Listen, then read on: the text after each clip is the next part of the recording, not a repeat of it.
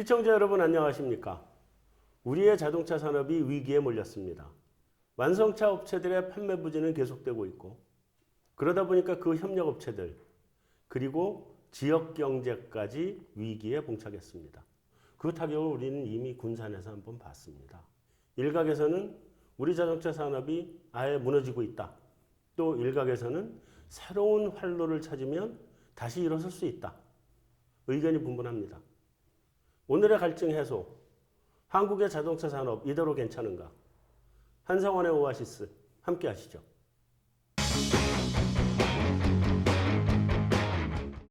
안녕하십니까? 네, 안녕하세요. 네. 자, 오늘 함께 해주신 교수님 소개해 드리겠습니다. 서강대학교 경영학부 김용진 교수님.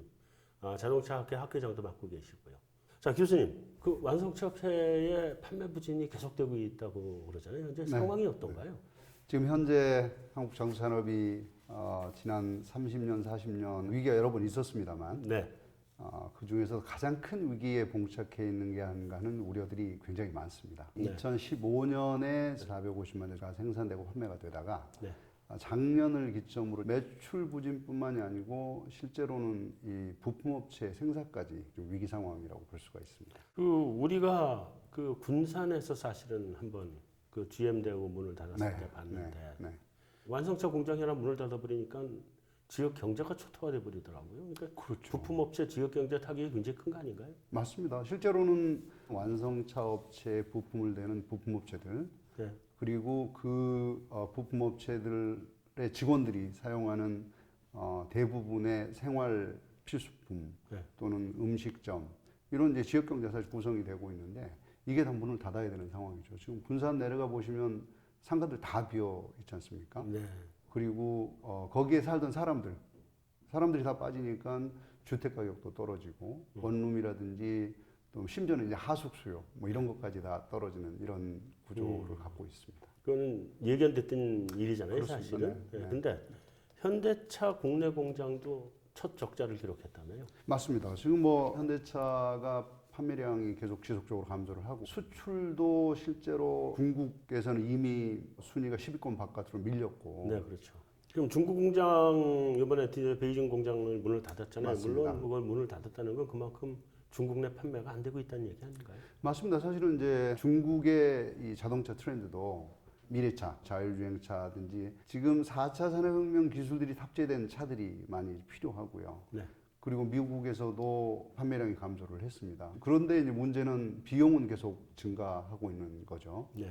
예, 근데 뭐 통상임금, 뭐 최저임금이 사실은 큰 문제는 아닙니다. 현대차 입장에서는. 네. 고정비들 계속 상승을 하고 있는 상황.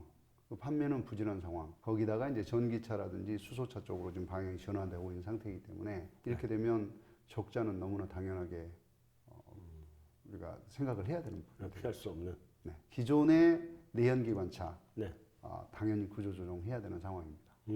방금 이제 고정비 말씀하셨는데요. 고정비가 도대체 어떤 것들이 들어가고 그게 회사의 그러니까 위기를 갖고 오는데 어떻게 연결이 되는지 한번 좀 설명을 해주시죠. 일반적으로 이제 회사를 운영할 때 들어가는 비용 두 가지가 있습니다. 고정비, 변동비. 네네네. 네, 변동비는 내가 물건이나 제품이나 서비스를 만들 때 직접 들어가는 비용, 재료비라든지 네.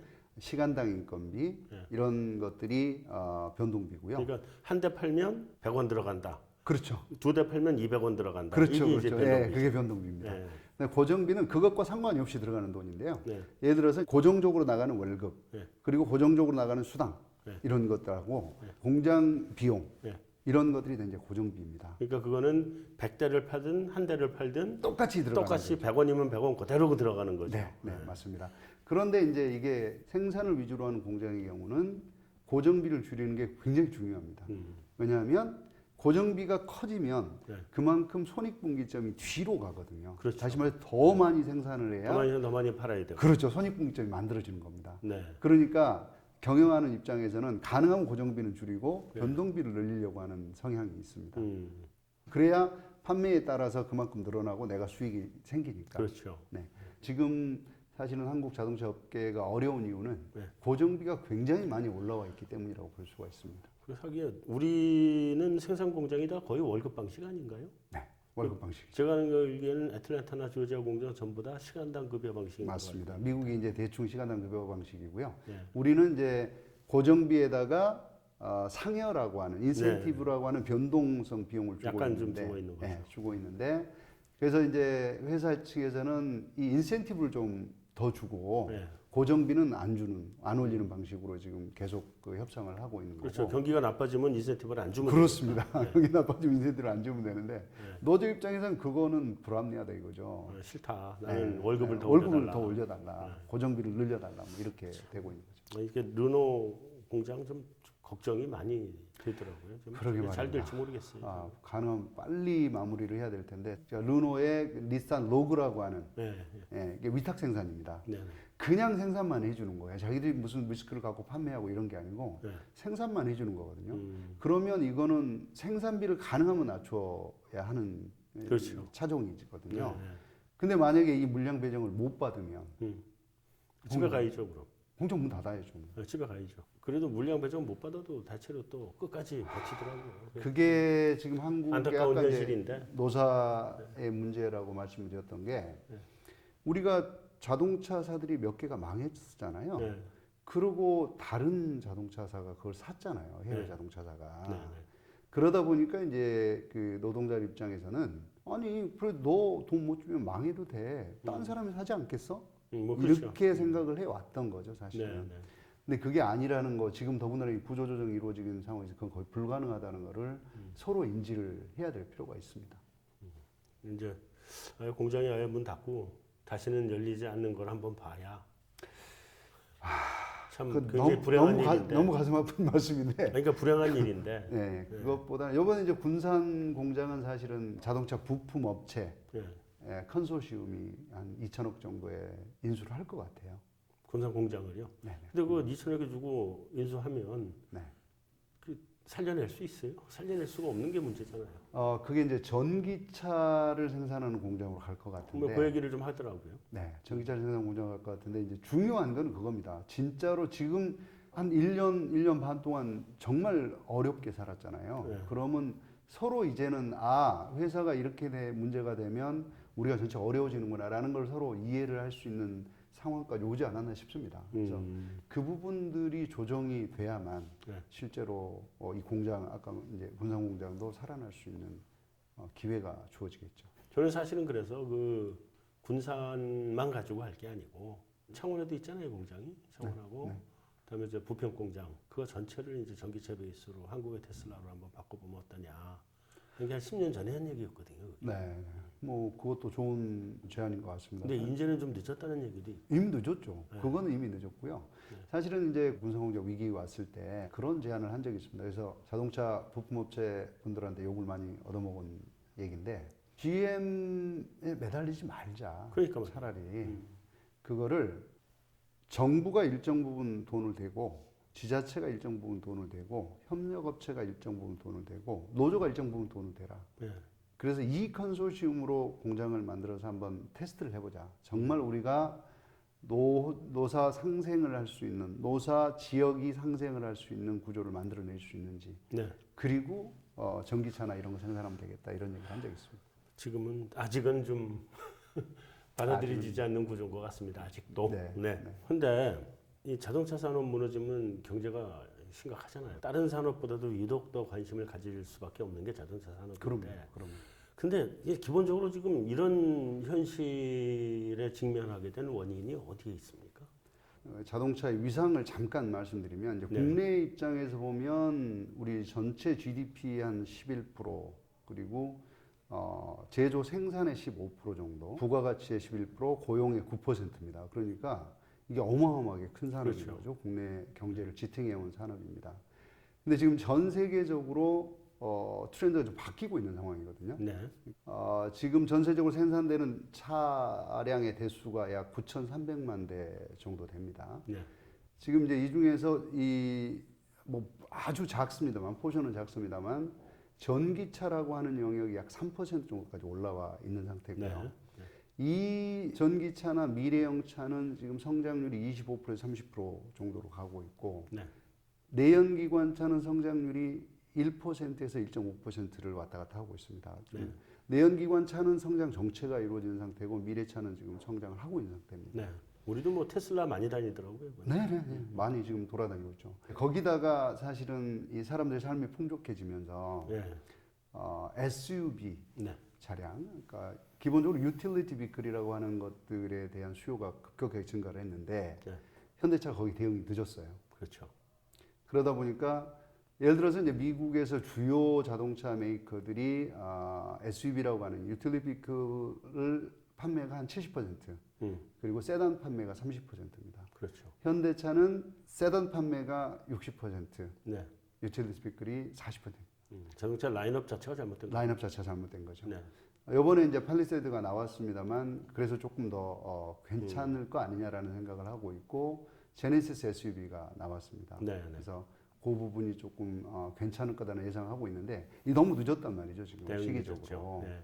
그래서 이제 트렌드 자체는 미래차로 가고 있고 또 내연기관 차 중에서는 대형차, SUV 차로 가고 있는데 이 두 개 다 지금 사실은 방향을 놓쳤던 셈이고요. 네. 우리가 2008년 금융위기나 또는 1998년의 외환위기 이때는 사실은 현대차가 뭘 했냐면 새로운 시장을 찾았어요. 네. 브릭스라는 새로운 시장. 네.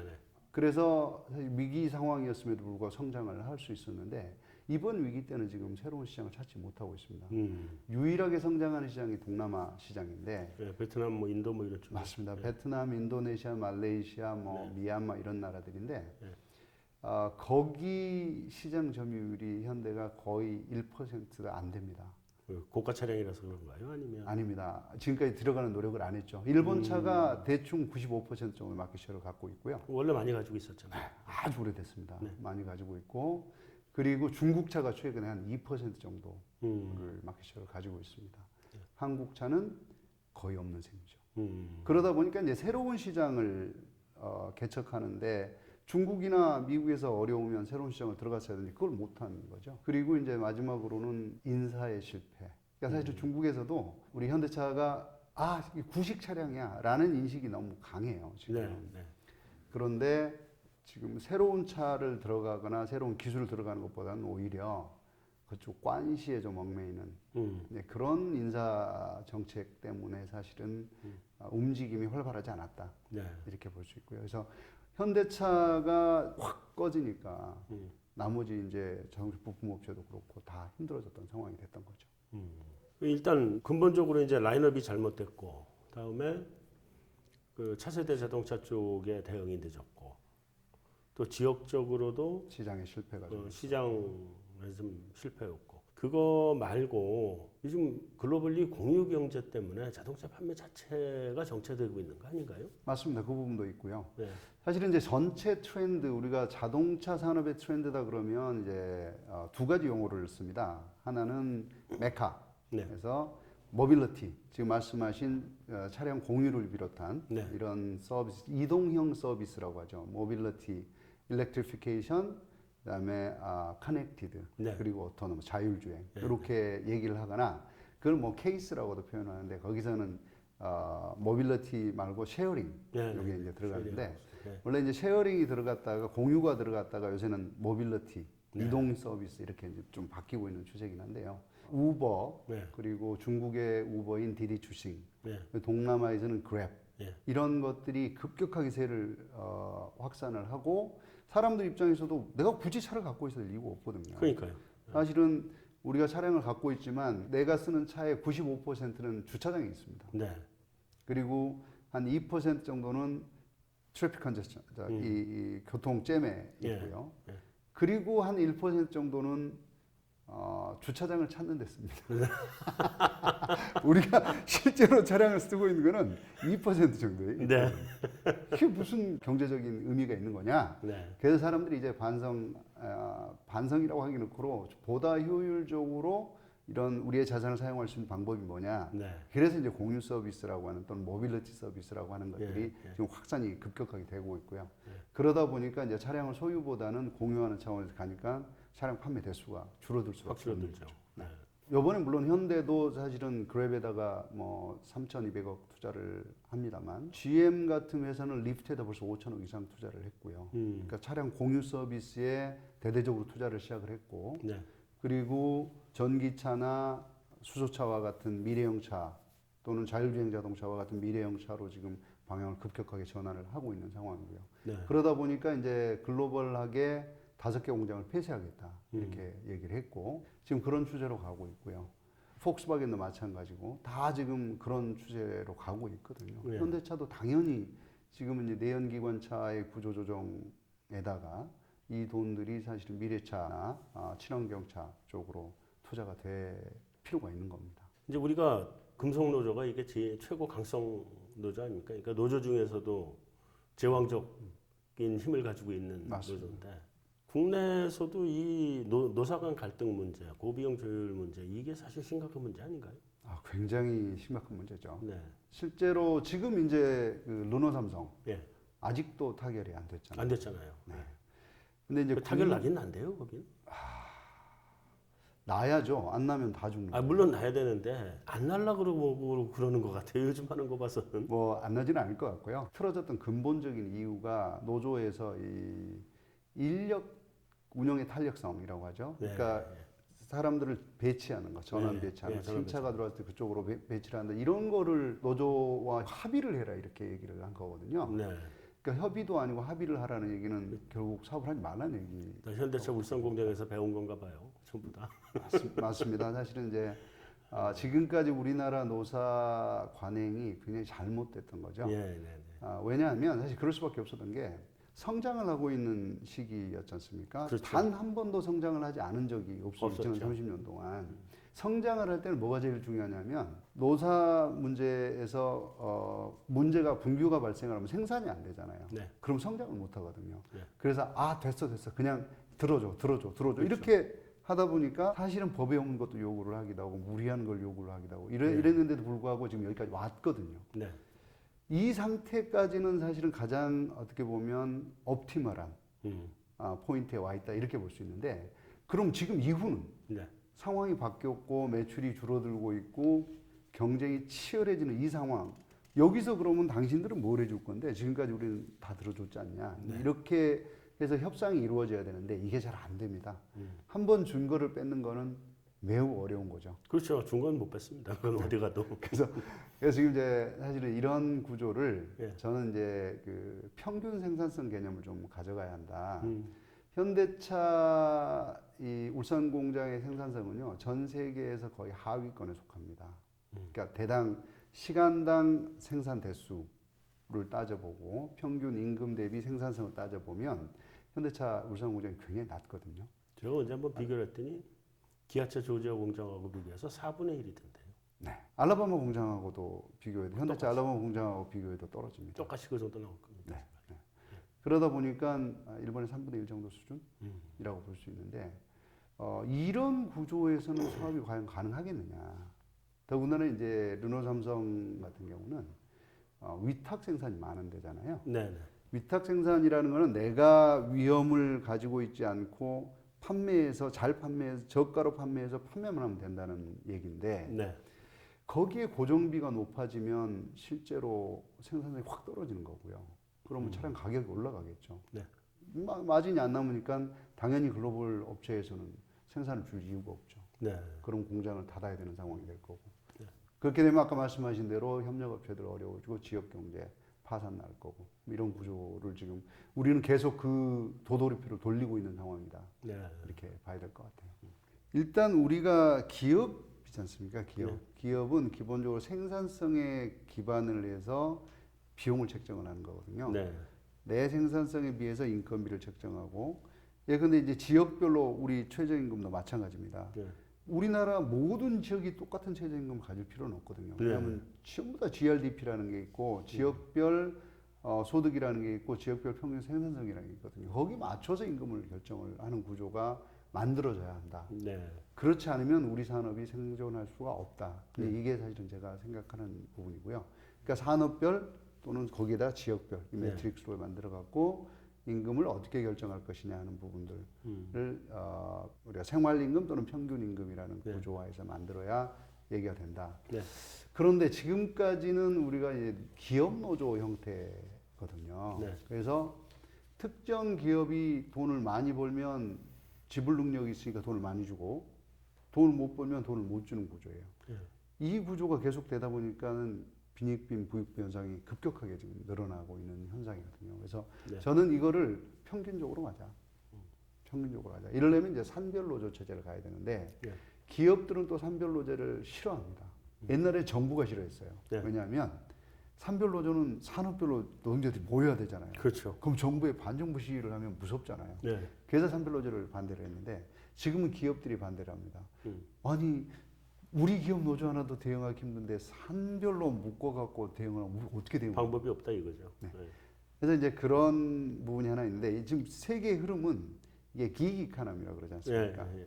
그러니까 무대 이카노미죠. 음. 우리가 공연을 하려면 무대 장치도 해야 되고 시나리오도 써야 되고 액터도 있어야 되고 소품도 만들어야 되고 다양한 사람들이 모여서 하나를 하고 공연 끝나면 헤어지지 않습니까? 네. 대부분의 앞으로의 우리 일은 이렇게 만들어질 거다. 그러니까 무슨 뭐 정규직 이런 게 없는 거죠. 그렇죠. 자기가 일하는 가치에 따라서 가격이 결정되는 이 구조가 점점 심화될 거다. 네.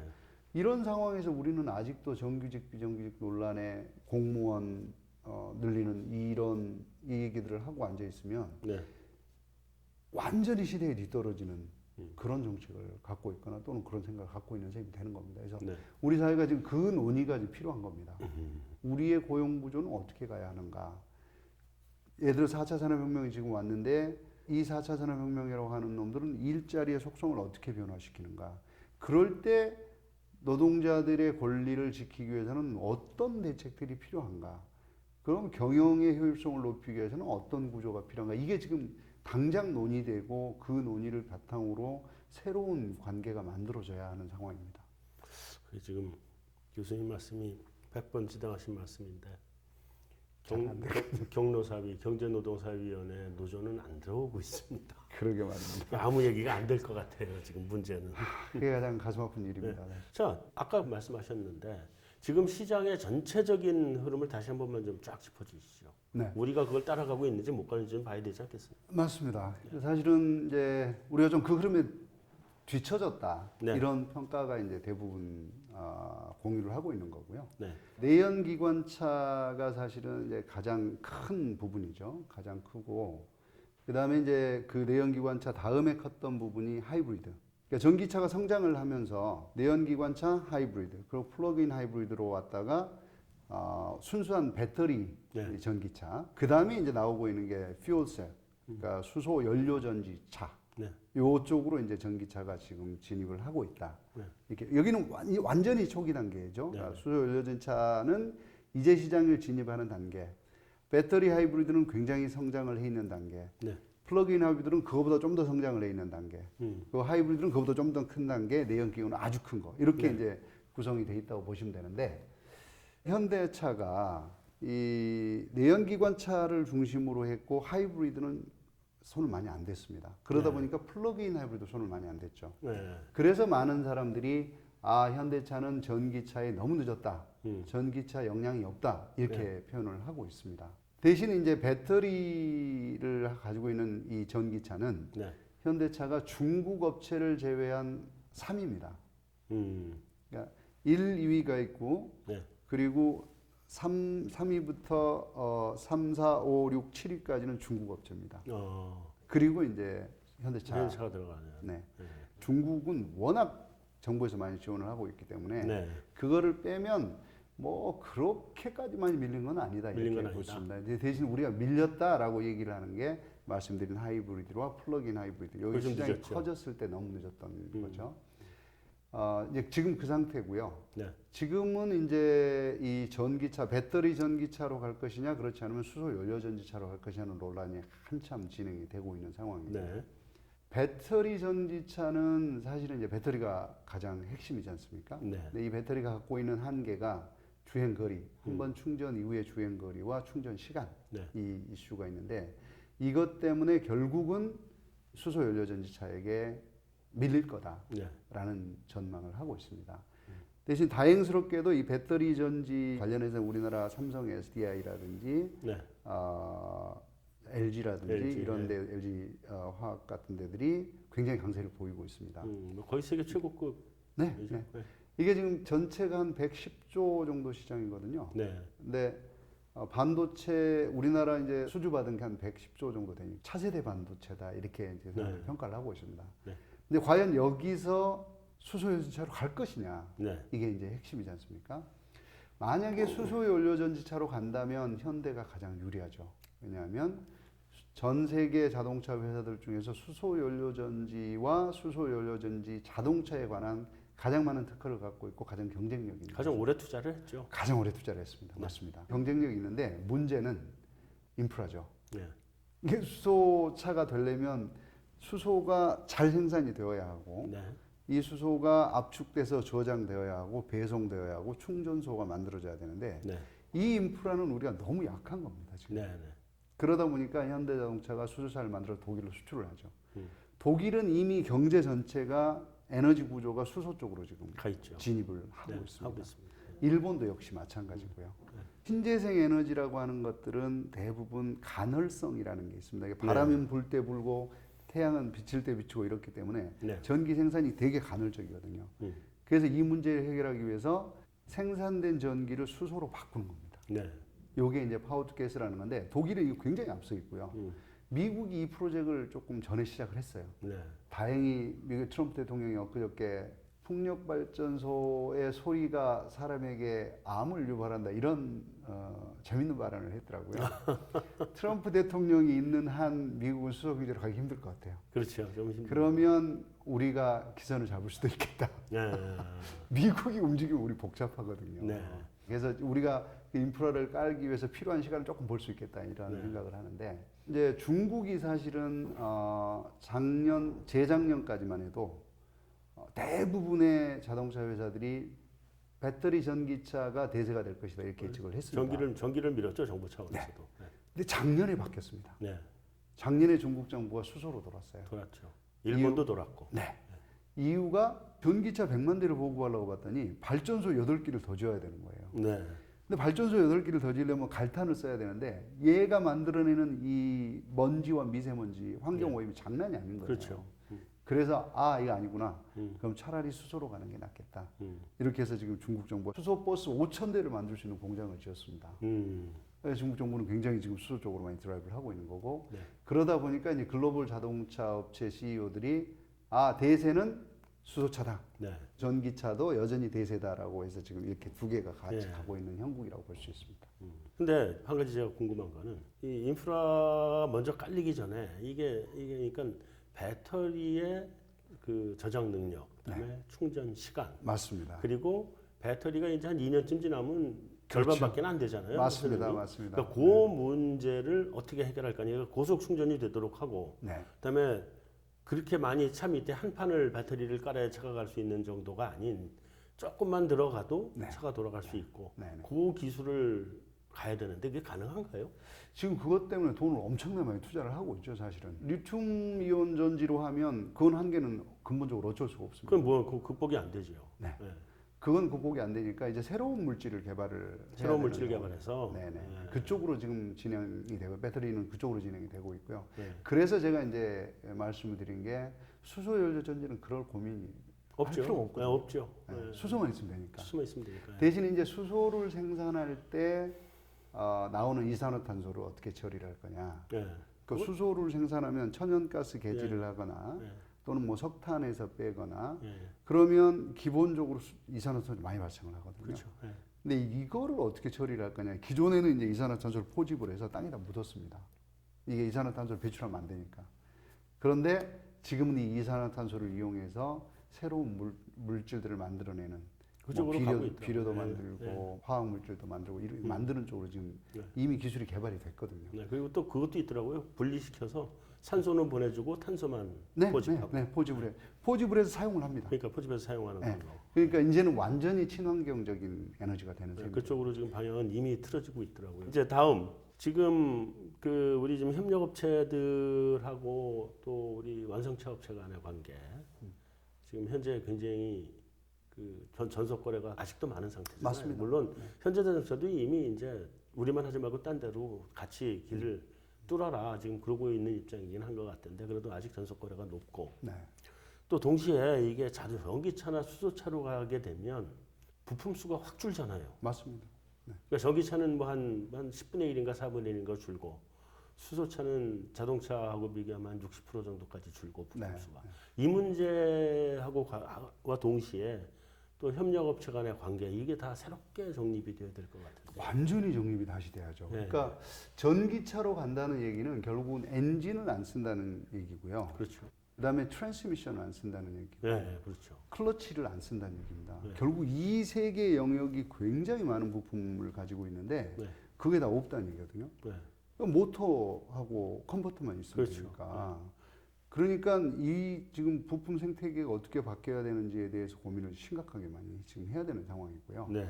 그게 일반 배터리 전지차면 더 심각할 거고 말씀하신 대로 수소 연료 전지차면 조금 덜 심각할 거고. 뭐 수소 연료전지차도 결국은 수소를 전기로 바꾸는 맞습니다. 부품만 좀 더 맞습니다. 있는 거지. 네, 네. 그다음에 전기차랑 똑같은 거잖아요. 맞습니다. 나머지 네. 전기차랑 똑같습니다. 네. 그래도 조금 더 부품수가 부품 좀 많으니까. 많긴 많죠. 그리고 새로운 산업들이 나오죠. 네.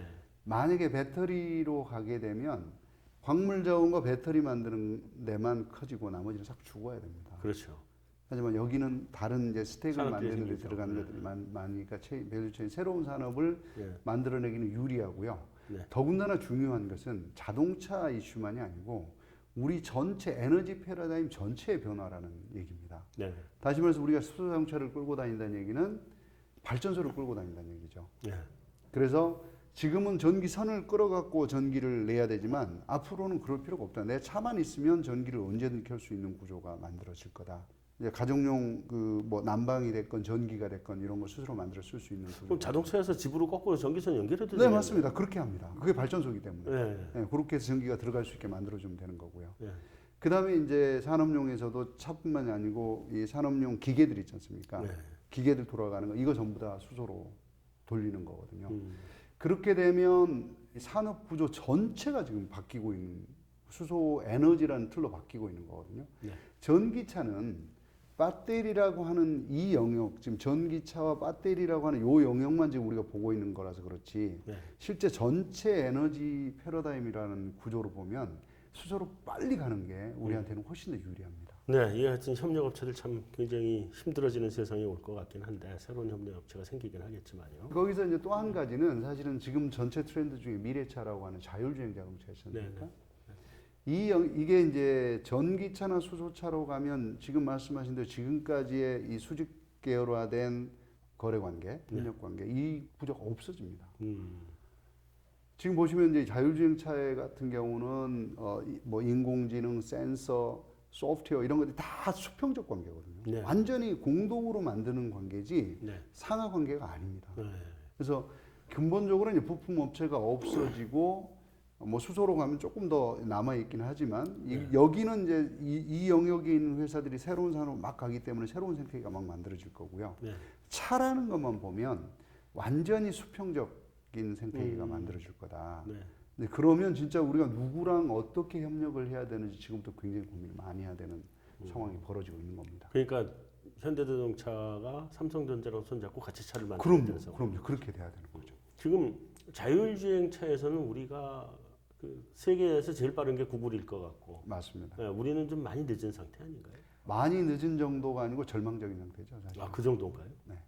지금 우리가 자율주행차를 만들고 있다고 하는데 네. 핵심 부품은 다 수입입니다. 아, 그러겠죠. 아까 제가 자율주행을 뭘 연습을 했어야 그렇죠. 네. 자율주행이라고 하는 거는 실제로 아까 굉장히 수평적 생태계라고 말씀드렸잖아요. 네. 그래서 이 기본적으로 센서, 이 카메라와 센서, 라이다부터 시작을 해서 그거를 해석해내는 소프트웨어. 네. 그리고 그 해석을 통해서 행동하는 소프트웨어. 네. 이런 것들이 다 소프트웨어인데 네. 우리가 언제 그걸 해본 적이 있나요? 없잖아요. 네. 구글은 뭐 굉장히 오래 했잖아요. 구글이나 애플이나 네. 이런 회사들은 굉장히 오랫동안 지금 그걸 그렇죠. 해오고 있는 거거든요. 네. 그러다 보니까 우리가 자율주행차를 만들어서 갑니다. 이렇게 얘기를 하면 네. 아 껍데기구나 이렇게 생각하시면 돼요. 실제로. 음. 그래서 완전히 우리는 지금 새로 시작해야 되는 상황이에요. 새로 시작해야 된다. 네. 삼성전자가 좀 해줘야 되는데. 삼성전자 그걸 할 수 있을까요? 할 생각이 현재 없죠, 거기가. 아니요, 할 생각이 있다 하더라도 아직 그 소프트웨어 레벨이 거기까지 못 갑니다. 거기까지 그러니까 못 간다. 근본적으로는 우리는 늘 제품 중심 또는 하드웨어 중심으로 네. 생각을 해왔지 네. 한 번도 소프트웨어가 위였던 적이 없습니다. 네. 그러면 구글은 지금 자율주행차에 이제 IT하고 관련된 부분을 연구를 굉장히 오래 네, 해왔잖아요. 네, 맞습니다. 근데 바퀴하고 프레임이 없이 IT만 가지고 차가 있는 건 아니잖아요. 아, 그렇죠, 결국은 그렇죠. 프레임하고 차량하고 이게 그렇죠. 다 있어야 되는데 네, 네, 네. 그건 어떻게 하나요, 구글은? 그거는 그냥 웹에서 만들면 되고요. 네. 그러니까 구글이 갖고 있는 핵심 원동력은 기본적으로 센싱을 해서 얻은 데이터를 어떻게 분석을 해서 네. 얘가 사람인지 물건인지 도로인지 신호등인지를 파악하느냐. 네. 이게 운전을 해야 되지 않습니까? 그렇죠. 그다음에 차 간 거리 같은 걸 어떻게 측정하느냐. 음. 차가 움직일 때 구글 맵이 있지 않습니까? 네. 맵과 어떻게 싱크로를 하느냐. 이런 네. 이슈들이 지금 구글이 다루고 있는 이슈들인 네, 거죠. 그렇죠. 네. 그러니까 하드웨어는 그냥 외주 주면 돼요. 네. 그래서 많은 사람들이 예측하기에 앞으로 지금 차를 만드는 하드웨어를 만드는 이 차량 회사들은 전부 다 OEM 메이커로 전락할 것이다. 네. 실제 자율주행차가 나오면 그 차량을 만드는 회사, 아이폰을 애플이 만들지만 애플은 디자인과 소프트웨어만 만들고 나머지는 다 외주를 주죠. 그렇죠. 그렇지만 애플이 돈을 제일 많이 벌잖아요. 네. 그거하고 똑같은 현상이 벌어질 거다. 이렇게 예측을 하고 있습니다. 네. 실제로 구글은 웨이모라는 이 자회사를 만들어 가지고 네. 자율주행 부분을 떼냈잖아요. 네. 소프트웨어를 계속 구글은 개발을 하고 있고 하드웨어는 그냥 외주를 준다. 네. 이런 개념으로 지금 진행이 되고 있는 겁니다. 이제 교수님 말씀 여기까지 들어보니까 앞으로 자동차가 자동차일지도 모르겠네요. 그렇습니다. 저는 이제 자동차라고 안 부르고 네. 그냥 vehicle 또는 이동 수단이라고 부르거든요. 네. 어쨌든 이제 자동차 산업이 완전히 새로운 시장으로 가는 거 이거는 이제 그래도 아직은 당장 눈앞에 일은 아닌데 네. 지금 당장 눈앞에 이제 발등의 불이 이제 여러 가지 겹쳤잖아요. 뭐 IT하고 공유 경제, 네. 또 지금 노사 갈등 문제, 뭐 이런 것들이 지금 마구 혼재돼서 네. 그러지 않아도 우리 자동차 산업의 미래가 이 자동차 회사 자체가 존재할지 못할지도 모르겠는 상황인데 현재도 불안하면 변신을 해가지고 가야 될 텐데 변신도 맞습니다. 못하게 될 거란 말이죠. 그렇죠. 네, 그래서 현재 당장 문제되고 있는 게 이제 그 GM이든지 토요타든지 이런 세계 굴지의 기업들도 불안해하는 우버 공유 경제인데 네. 네. 이게 진짜 활성화되면 그러면 세계 자동차의 수요가 급격하게 줄어드는 거 아닌가요? 그 문제를 이제 전문가들별 의견이 조금 갈리는데요. 네. 저는 굉장히 극소수 편에 서 있는 거고 네. 대부분의 전문가는 그렇게 말씀을 합니다. 네. 차량 공유가 되면 당연히 차량 대수가 줄어드는 거 아니야? 저는 전문가는 아니고요. 궁금증에서 여쭤본 겁니다. 네. 그러니까 많은 전문가들은 네. 차량 공유 서비스가 활성화되면 당연히 차량 대수가 줄어들 거다 이렇게 네. 얘기를 하죠. 네.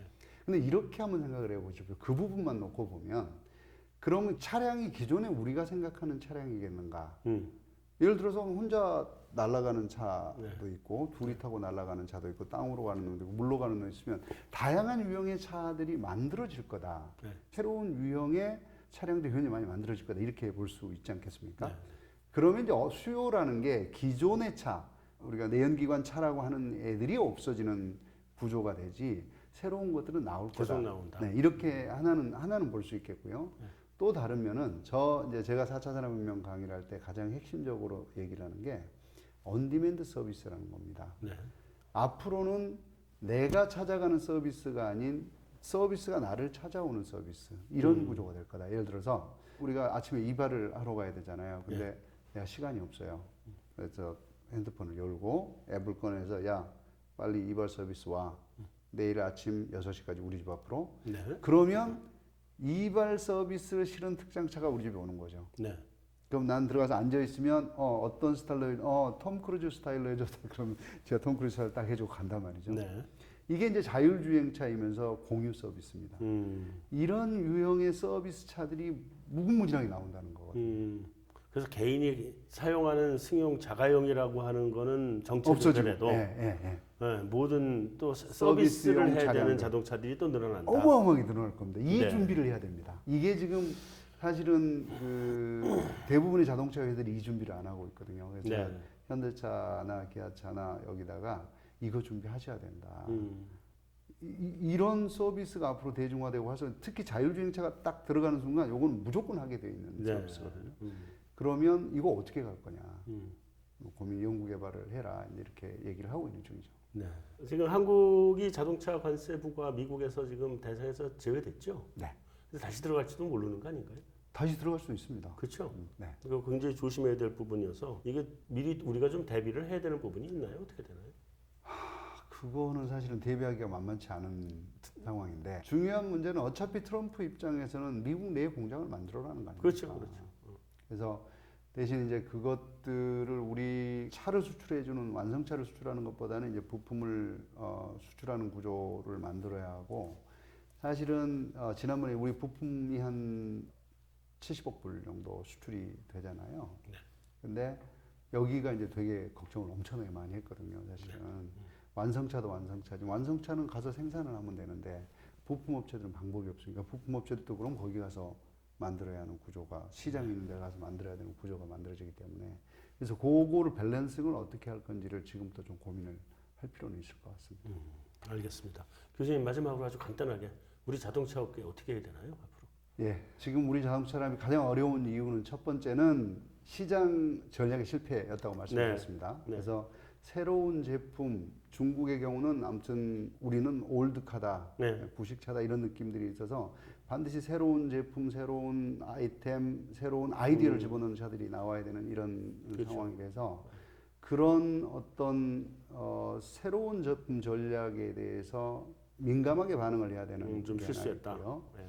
그다음에 그러기 위해서 필요한 게 R&D입니다. 네. 한국은 현대 자동차도 R&D가 사실은 폭스바겐의 뭐 4분의 1 정도 수준, 토요타의 뭐 한 3분의 1 정도 수준 이 정도입니다. 네. 그래서 글로벌 업체면 R&D 비용이 굉장히 많이 들어가야 네. 합니다. 네. 근데 사실은 안 돼 있고 부품업체는 현대차를 따라서 쭉 성장을 해오다 보니까 스스로 R&D 할 역량이 없어요. 네. 그래서 이 R&D 영역 굉장히 신경을 많이 써야 합니다. 어차피 미래차나 친환경차로 가는 과정이라면 이 부분 네. 신경을 굉장히 많이 써야 되고요. 세 번째는 노사관계에 대한 새로운 비전의 제시라고 생각을 합니다. 네. 결국은 4차 산업혁명이 진행이 되면서 정규직, 비정규직 그리고 회사와 노동자 구분이 사실은 없고요. 산업 간의 구분도 없습니다. 네. 그렇기 때문에 이런 새로운 관계를 어떻게 정립할 것인지에 대한 고민 이게 필요한데 지금 우리가 너무 이 부분이 후진적이고 늦어 있습니다. 네. 그래서 이런 부분에 대한 고민을 빨리 해야 될 거라고 생각하고요. 그중에서 가장 중요한 이슈는 저는 사실은 미래에 대한 대비라고 생각합니다. 네. 그래서 아까 뭐 미래차, 친환경차 계속 말씀드렸지만 정부 입장에서도 어떻게 이 방향으로 갈 것인지에 대한 컨트롤 타워를 만들고 네. 이건 정부 컨트롤 타워가 아니고요. 민관, 산학, 정의 모인 컨트롤 타워여야 사실 합니다. 좀 노도 좀 모였으면 좋겠습니다. 노조도 같이. 네. 네. 그렇게 해서 실제 우리 전체 산업이 이런 방향으로 가야 된다는 합의가 만들어지면 생태계가 만들어질 수 있는 구조가 그렇죠. 되겠죠. 네. 그런 노력을 지금 해야 되는 게 아닌가 싶습니다. 네. 네. 나와주셔서 감사합니다. 수고하셨습니다. 네. 전 세계의 자동차 산업이 지금 혁신의 소용돌이에 빠져 있는 것 같습니다. 그것은 수소차로 갈 거냐, 전기차로 갈 거냐의 문제도 있고, 또 IT의 공유 경제가 또 세상을 바꿔가는 모습도 있고, 그리고 자율주행, 뭐 이런 아주 굉장히 다양한 4차 산업혁명의 쓰나미가 자동차 산업에 몰려오고 있는 상태인데, 우리의 자동차 회사들은 전략을 아직은 준비를 못하고 있고 또 노조 역시 그런 세상의 움직임과는 좀 둔하게 움직이고 있는 것 같습니다. 세계 자동차 산업이 처해 있는 위기, 우리가 어떻게 대응하느냐에 따라서 우리의 자동차 산업이 유럽이나 미국이나 일본의 자동차 산업을 뒤엎고 세계 1등으로 우뚝 설 수 있는 그런 기회가 될 수도 있는 것이고 또 우리가 대응을 잘 못하고 굉장히 둔감하게 지금 현재 하는데도 그대로 가다 보면 어느 순간에 없어지고 마는 그런 자동차 산업이 될 수도 있겠습니다. 정부, 기업, 노조 그리고 우리 사회 전체가 머리를 맞대고 우리 자동차 산업이 나가야 될 새로운 방향을 찾아내고 또 그것을 달성하기 위해서 매진을 해야 될 때인 것 같습니다. 한성환의 오아시스 여기서 마치겠습니다. 수고하셨습니다. 고생하셨습니다. 아이고 힘드시네.